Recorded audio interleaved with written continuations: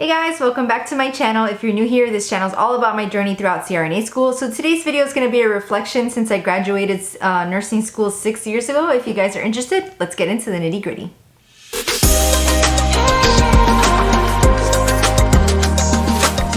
So at this time, it was actually December 13th, 2016. I was preparing for my pinning ceremony. I'll insert some pictures somewhere in this video. I graduated from a community college for my associates in nursing after I had finished a bachelor's degree in biology. So it was at that point, a very proud moment for me because although I had already successfully completed a 4-year bachelor's degree, I still didn't feel like I had a career.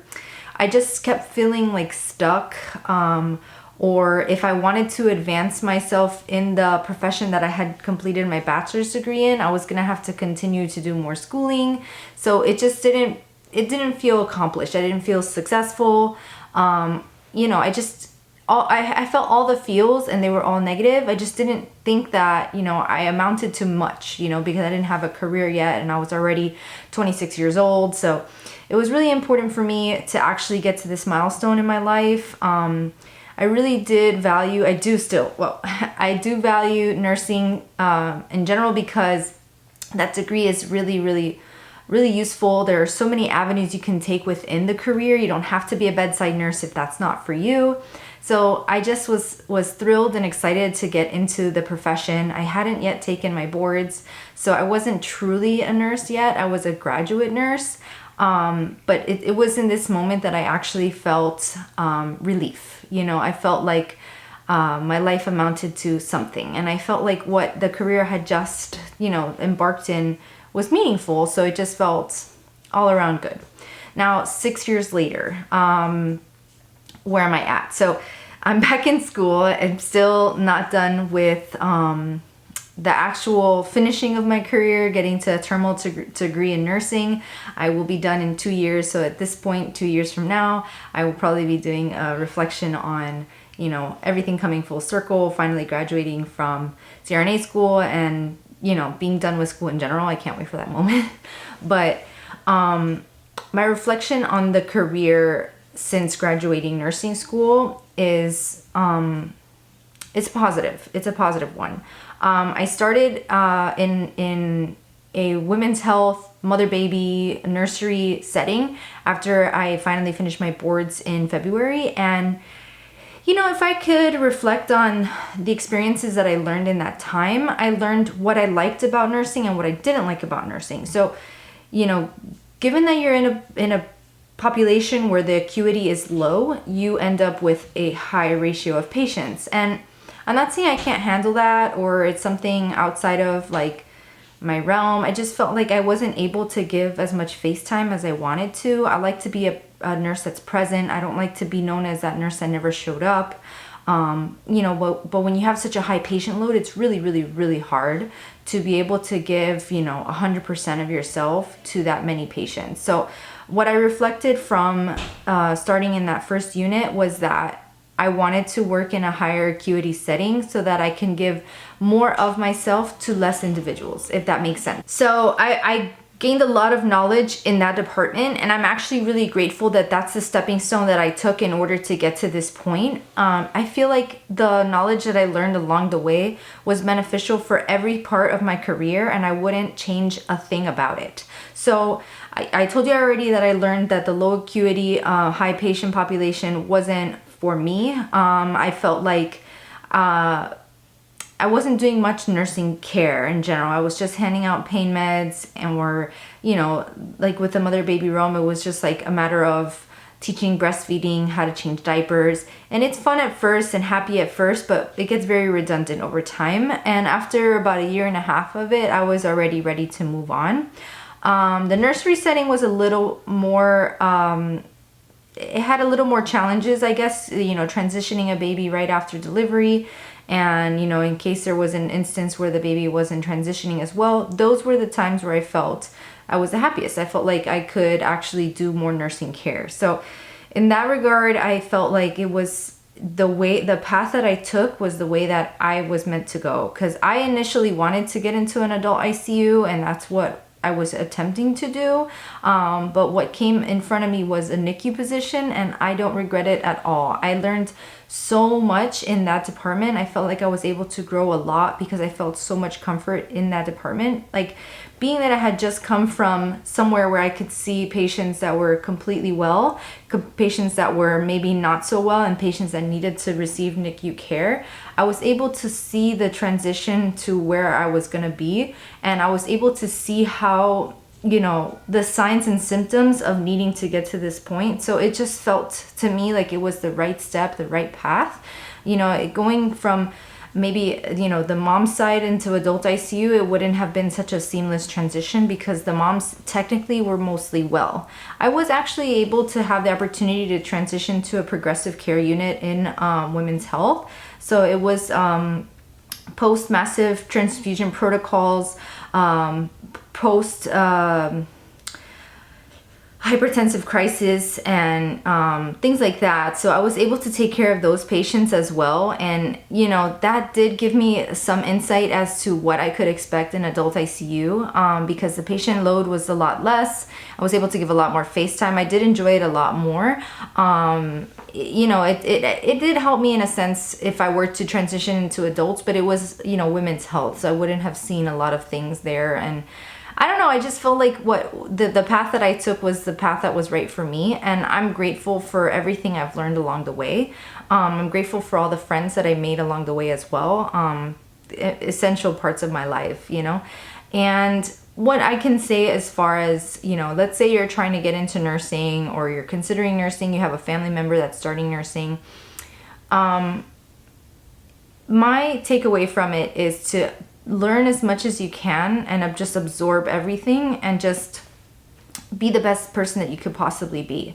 I actually had to take a lot of, I had to take a step back and take out a lot of my biases, because, you know, you're learning that in school that there's, you have to take out your bias, whatever, but in practice it's different. So like when you experience something that you find that's ethically wrong, or, you know, a patient history that really does affect you, you have to take a step back, because your opinion about the situation does not matter. You're here to care for that patient. So, you know, in the event that you're working in the ER and you have a trauma that came in from, you know, let's say a gunshot wound between some man and, I don't know, someone who shot up a school, you just have to literally take a step back and just remember why you're there, to do no harm, and that you're there to provide care. So, you know, there were a lot of patient histories that did affect me in a way, but I was able to grow from it and learn that, you know, the way that I view the patient, it doesn't matter at all. You know, that shouldn't affect my care.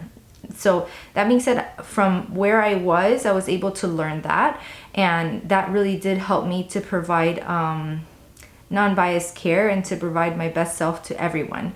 I always used to hate when they would say, oh, you have a VIP patient. I would say, okay, cool. They're like, no, don't you want to know who the VIP is? And I was like, not really. And they're like, why? And I was like, because I'm going to give the same care to every patient. It doesn't matter who they are. It could be the president. It could be the Queen of England. It could be Adele. It could be a superstar. I don't care. It's just going to be the same care no matter what. So regardless of who it is, I'm just going to give my best self. So it doesn't really matter.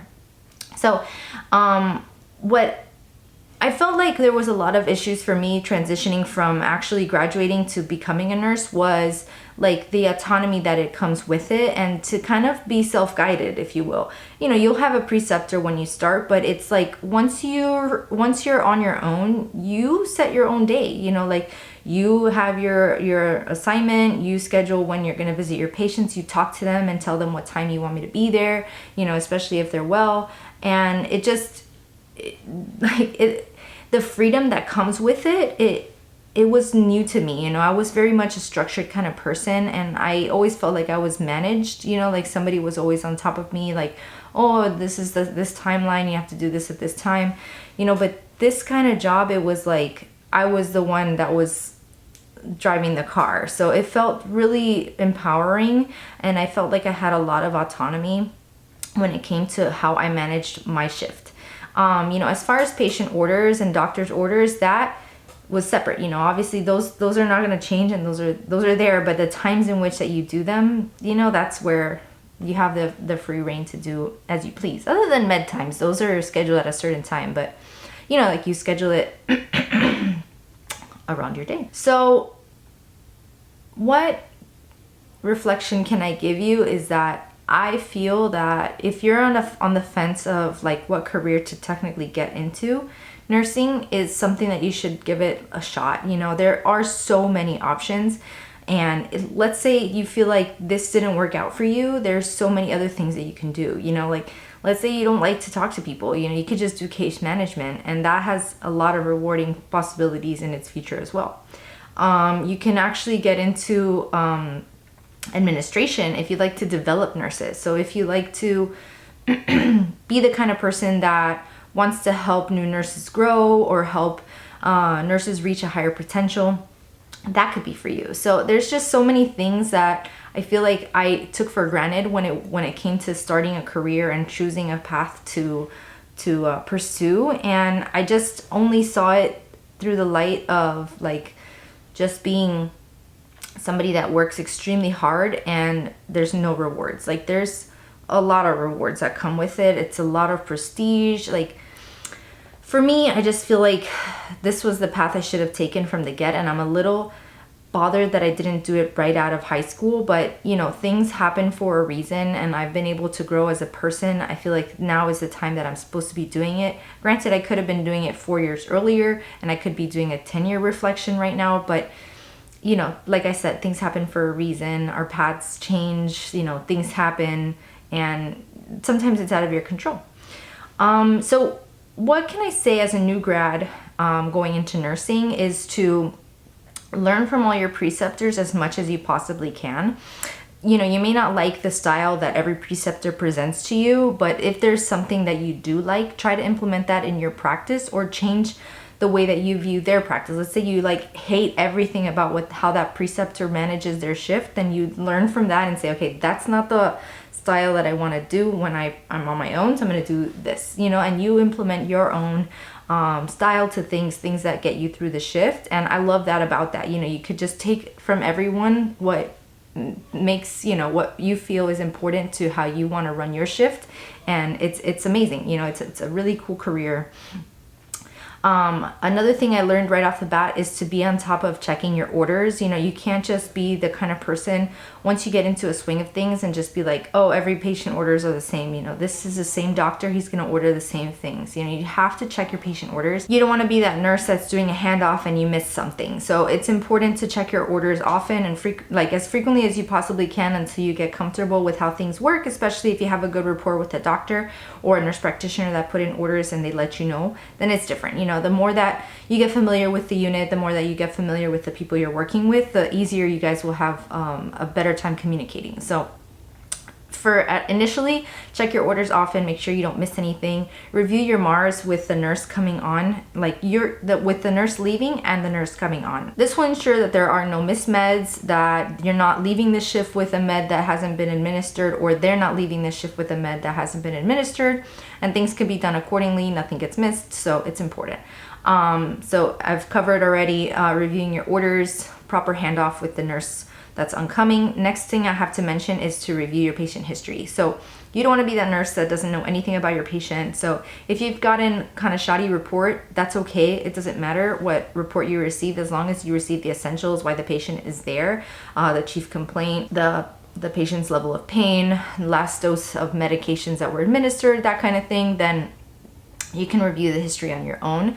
You can review the operative report on a surgical patient. You can review the medical history of a patient that's there. That way, when you enter the patient room, you know exactly what's going on. You don't have to ask questions that are already been answered, especially if it's an awkward kind of question, you know, and they've already, you know, hashed it out with somebody else. It's already there in the documentation. So you can do that, and it just gives you a better understanding of why your patient is there and anything that you can possibly do to help that patient. And then I would try to eliminate as much gossip as possible. Like I've mentioned before, I learned a lot about bias and implicit bias that we naturally have that you have to kind of learn to just disconnect from.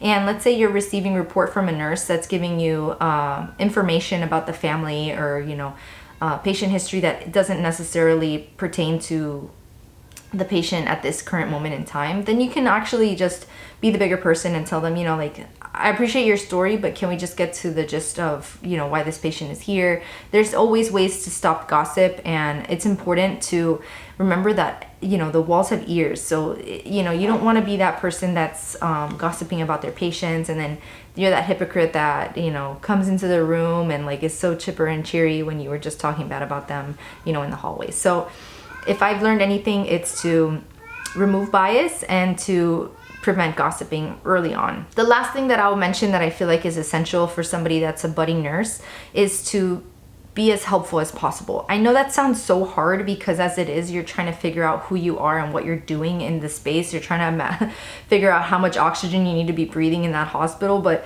you know, it's essential that once you've gotten into a nice groove, a good swing of things, that you're actually very helpful to your peers. Because, you know, when it comes down to the nitty gritty, if you're in that jam and you need help, you know, more than likely that those favors will be returned to you in your times of need.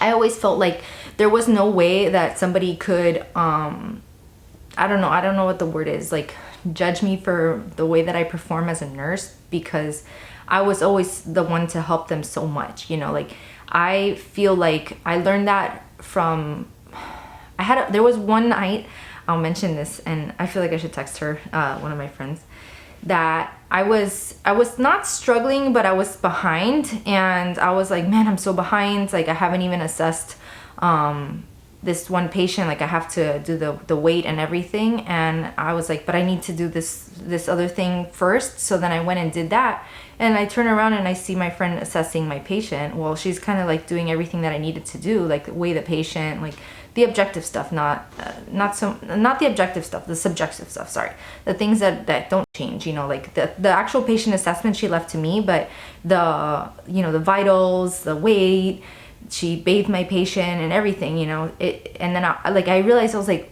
wait a second, that's my patient, what are you doing? She said, well, you said you were behind, so I wanted to help you catch up. And this was, I think it was my first month that I was on my own, and I realized, you know, I didn't technically ask for the help, but she offered it so willingly, and I learned from that. You know, I learned that you can help others without like having to ask for it, because some people don't like to ask for help, and you know, it has to be received well. But you know, I took it and I literally almost cried, because I was like, wow, she took time out of her shift to help me, you know, make sure that I was able to time manage mine. I guess she knew that I was recently off orientation, but I learned from that experience, and I applied it to a lot of things that I do in everyday nursing. You know, like if I see a friend that's in need, I tell them, what can I do to help you? And they usually say nothing, and then I look at, you know, what their sheet looks like and what's pending, and I'll do it anyway. And you know, they're usually so grateful for that. And I'm like, you don't have to, you know, be afraid to ask for help. Like that's what we're here for, especially if, you know, my patient load is a little less than your patient load. Like let's balance it out so that you're not the only one struggling and you're not the only one that's leaving late.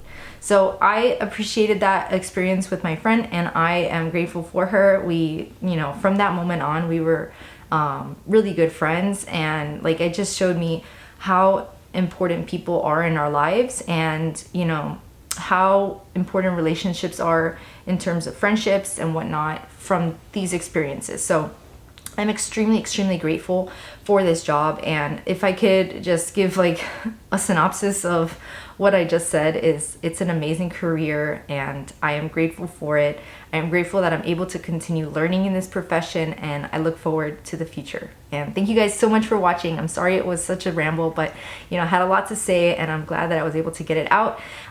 Anyways, next week I'm going to be doing a reflection on my semester 3 recap. I have finals coming up this week, and then after that I'll give you my 1-year recap of CRNA school. I look forward to posting that video, and I look forward to all of you guys watching it. Otherwise, I'll catch you guys in my next video.